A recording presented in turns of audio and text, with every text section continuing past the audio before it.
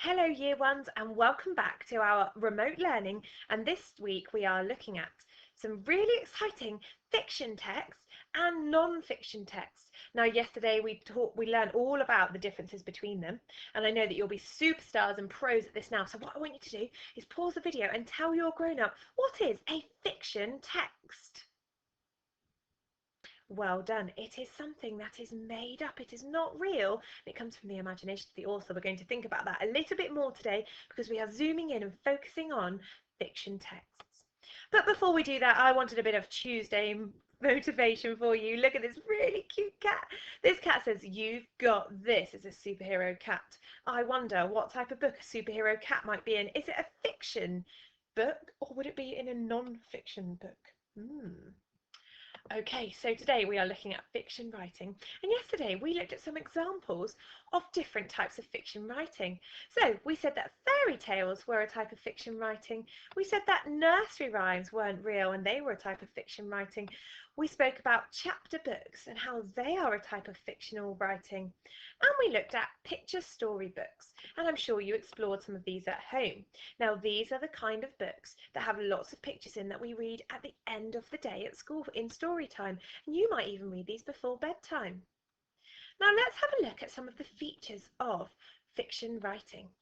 Yesterday, we spoke about how fiction books are filled with made-up stories created from the imagination of the author. They might have things in them that are not believable, like superhero cats, for instance, or maybe a person who can fly into space. Who knows? Just using their arms and their legs, not using a spacesuit or a rocket, of course. Now let's have a look at some of these features. These are usually in fiction text. We've got that it is not real. We've got that it tells a story. We've got that it usually has characters and a setting, so people or animals or things, and where it is set. So where is it, at the beach? Is it in space? Is it on, I don't know, the side of a swimming pool? Where is it set? Is it in school? It sometimes normally has illustrations or drawings. There's always a problem and then the problem gets solved, and we need to read them in order to make sure that they make sense. If we read them from back to front, that means that they won't make sense. So today, your first task is to find a piece of fictional writing.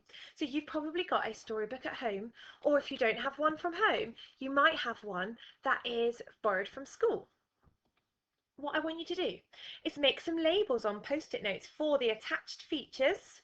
So I will attach the features, you'll be able to see them. I want you to stick or place these onto your text to show your understanding. If you're making your own labels, if you don't have any post-it notes, that's absolutely fine.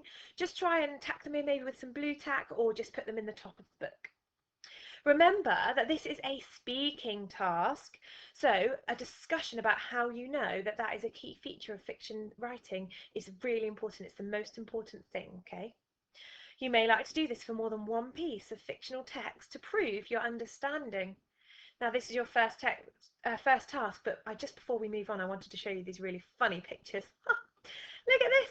This person has covered their friend's house in post-it notes in lots of different patterns. I thought you might enjoy it because we're looking at post-it notes today. And this person's car has been covered up as a prank with post-it notes. Now, I'm not giving you any ideas. Do not cover your houses or cars in post-it notes. I just thought it might make you smile, year ones. Okay, so pause this here and have a look at the labels that you need to make, and then have a go at putting them all over a fiction piece of writing. Maybe you could choose your favourite one. Okay, second task. Have a look at this video. The link is attached to the assignment. It is of somebody reading Man on the Moon. It's an absolutely brilliant book if you haven't read it. Discuss whether or not you think it is a fiction text or a non-fiction text. I've got a question. Just because it includes things that are real, like an astronaut and the moon, does that make it non-fiction? And I want you to have a discussion, so you can pause the video throughout if you need to, and discuss different parts of this book to see if you think it is a fiction or non-fiction book. Now, you don't need to write any notes about this, but if you want to, you can write a couple of sentences about how you know that it is fiction or non-fiction. Remember your capital letters, your finger spaces, and your full stops at the end, and make sure it makes sense and it's in a really clear order, just like our sentence potions that we made before, or our sentence stews if you're in Mrs. Sweeney's class. Okay, that is our learning for today. Have a super Tuesday, and I cannot wait to see your assignments turned in. I know that you are working so hard at home, and I am so proud of you. Well done. Have a super Tuesday. Take care. Bye.